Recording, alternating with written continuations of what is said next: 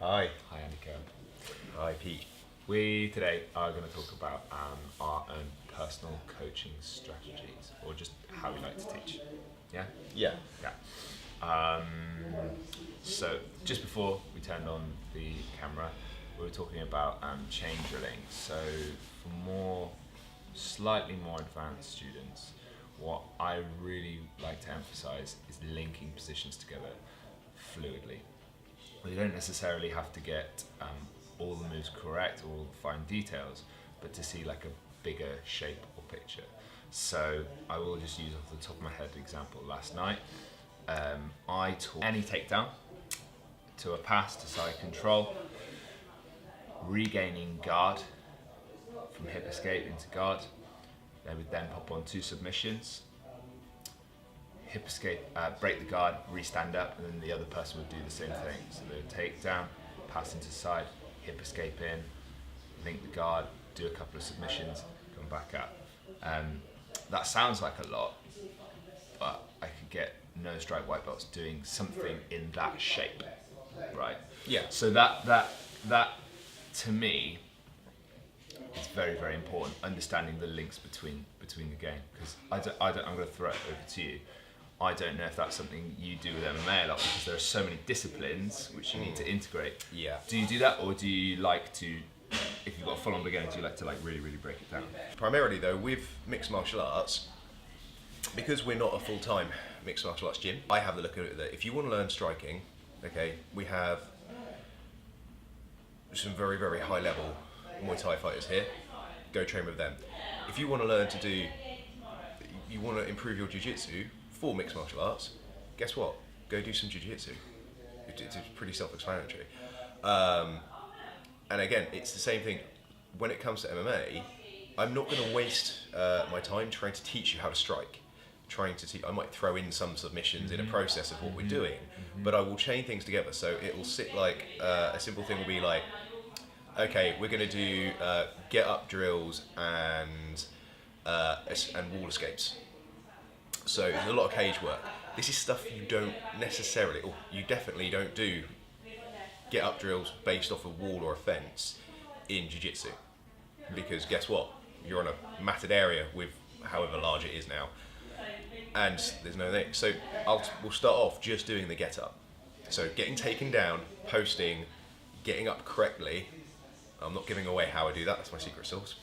And then how you escape the fence and all that stuff. But I'll break that down into the individual things and then pull it all back together at the end and make them do the whole drill as a process. But yeah, that's kind of the way I will do it. If there's certain things they're having problems with, there's a few movements when you do get up drills on the fence that you need to be particular about how you do them. If you get them, I spent ages, and much to my coach Jeff Lawson's pain. I think I irritated him so much when I was younger because I just couldn't get it, and then eventually it just came. So I had to micro drill little bits of that movement, Right. and then pull it back together. Yeah. Now, I structure a class very differently depending on time. So if I have a 1 hour class, I will do not much more sparring, but a much more active class. So the warm-up will be much more intense, obviously, because we've got a shorter amount of time. It's mainly drilling focused. Warm-ups, my pet hate. Yeah, that's maybe something we can get into as well. Non-specific warm-ups, maybe something Andy is a little bit cringy about. I like to do because as Andy was just saying, he likes some of the sort of micro details there.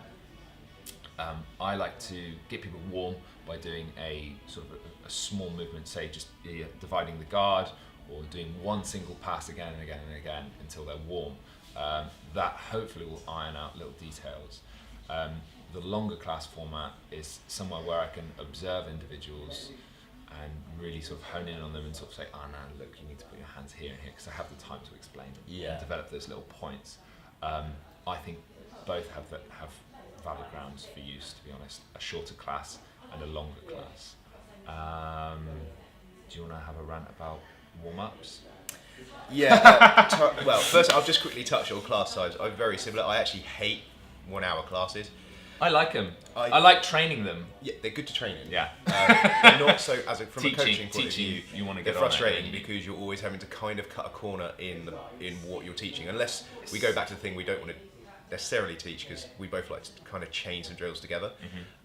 Unless you just chain drill one specific thing, which we were just talking about off camera earlier on. Pete doesn't really like doing that. I like doing it in the right circumstance, but that's a little bit where we differ more than anything else. Time. Right. No, I don't like 1 hour classes. I much prefer an hour and a half, because I can teach all the different disciplines of what I need to teach, all the skill sets I need. Then I can give them a solid half an hour of drilling that whole process. And some people find that really boring. And unfortunately, that's how people get good at one thing. And then with my last half hour, I usually make them do technical sparring of some nature. And that's even in MMA. So we will put shin guards on, MMA sparring gloves, gum shields will go in. And you know what? When we strike, we're striking at 10-15%. When we're grappling, you grapple, you go hard. Yeah, you got to. And ground and pound again. Ground and pound is something that people just don't get and understand and grasp. And I see pro fighters out there who still don't understand the concept of what it is, because they've never, their sparring has been 100% all the time. They haven't done tech sparring, which is a totally different discipline. And if you even some guys now, some of the top UFC guys, they won't spar, or they'll spar once every 2 weeks, hard. And they will do tech sparring probably 3 times a week if they want to drill a specific thing that they want to work and alive, and so they want to go live, for want of a better term. That skill set. So that's my outlook on time and doing those sorts of things. I think so as well. Sort of Faraz Sahabi said recently about volume over intensity. Yes, I saw that podcast. I really agree with that. I think that's something I personally agree with. What I'm sort of thinking of is that 1 hour class is potentially beneficial for your MMA students, because they can't necessarily spend an hour and a half on jiu-jitsu. Maybe they just need that 1 hour to bring up a certain element of their game, and then in your 1.5 hour they can potentially break that down. Yes. I do see your point. It's difficult only because it's that 1 hour. I'm almost coming to a point in my coaching philosophy where I'm sort of wondering, are you better off doing what in the business world is called sprints? So you would dedicate 4 weeks to one, to say, or 6 weeks or 3 months, which is a bit of a long period for that, but for one particular subject and topic, and improve that skill set, then move on to the next, and move on to the next, and move on to the next. Realistically, I would prefer people to be doing 2 jiu-jitsu sessions a week, 2 striking sessions a week, 1 to 2 MMA sessions a week.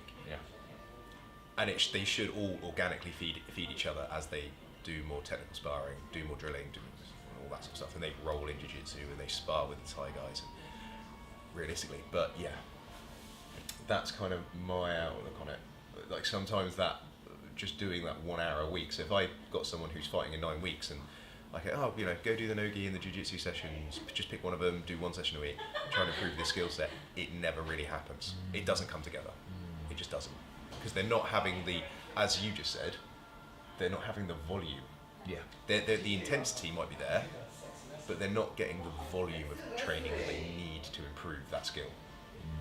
So sometimes if you say volume, maybe do jiu-jitsu 5 times a week. Really improve it. Do Muay Thai 5 times a week if that's your weakness, striking's your weakness. And do you know what? There's so many local boxing clubs. Go do a couple of boxing sessions a week. Put everything to one side. Maybe do 1 jiu-jitsu session a week and just focus on that. But this is the problem. This is the problem we have with mixed martial arts. It's very difficult to be good at each. To be good at each aspect of it. Jiu-jitsu, another story. Yeah, I mean that's the thing. I consider myself more of a jiu-jitsu specialist, obviously. I have trained to sort of a semi-decent level in sort of striking some of the other little bits and bobs. It's kind of like I'm in 2 minds with this, because I know Jeff's opinion on this is because you get a lot of BJJ guys who get to a high level in BJJ and think they can just waltz on over into MMA and it sometimes it works-ish, but they look so clunky, it is unreal. I don't know. I'm being hypercritical. That's because they've had such a big skill exposure to grappling, to jiu-jitsu, and it does mold the body type. I find I've become much tighter as I grapple more and I do a bit more wrestling and stuff. I've become a bit tighter.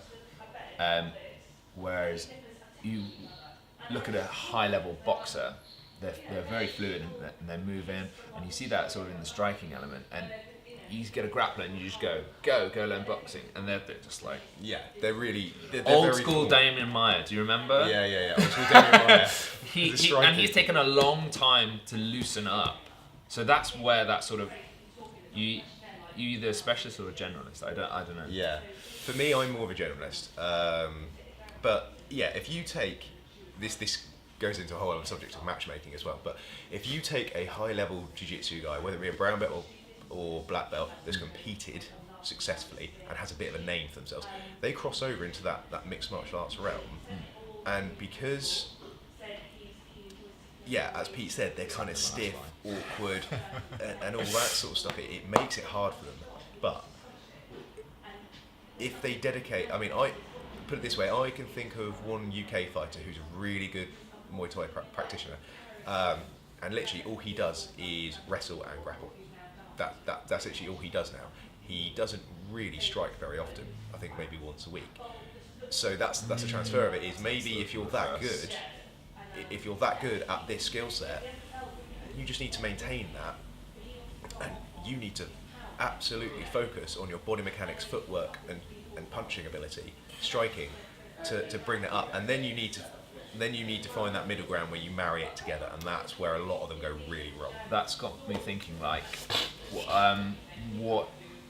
Because everybody will have some form of foundation then. So if you look at sort of the American system, they've got wrestling, right? Yeah. So and then you get therefore a lot of their Brazilians striking. often have Yeah, jiu-jitsu. the Brazilians will often have BJJ.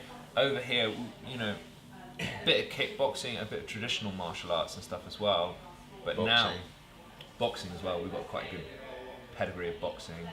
Well, yeah, I train, I coach an older but good amateur boxing coach for mixed martial arts. He's just interested in learning and improving skill sets. So, he's got, I'm almost going to say that maybe professional boxers or people that have crossed over into that realm may not be that great for it, but good amateur ABA boxers, they understand that in out. They understand footwork and movement, and for mixed martial arts, that's so important now. But where they struggle is you start introducing kicks and watch them really get quite confused, which I can understand if you've spent 10 years of your life only throwing punches and someone starts trying to kick you in the head, it gets confusing.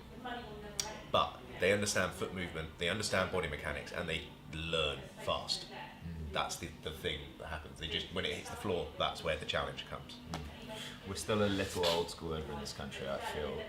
Not old school. In America, America, not to be like America the main thing, but in America, the MMA gyms have sort of kind of got it down to a T now, really. They're full-time MMA gyms. So their dedicated grappling sport, basically, as a sport, is dedicated to mixed martial arts. Their striking is dedicated to mixed martial arts. And this is why you see a lot of people now using like shifting techniques, and they'll change stance, change leads, they'll cut angles at weird points, and it's because the range at which, so boxing may happen at this range, Muay Thai happens at say this range, kicking. Actually, MMA striking is a little bit further, but the striking is further away from each other. If you look, how many wasted strikes happen in mixed martial arts versus boxing? It'd be interesting to do like some sort of comparison there. Yeah. Yeah. All good? Yeah. Right, cool.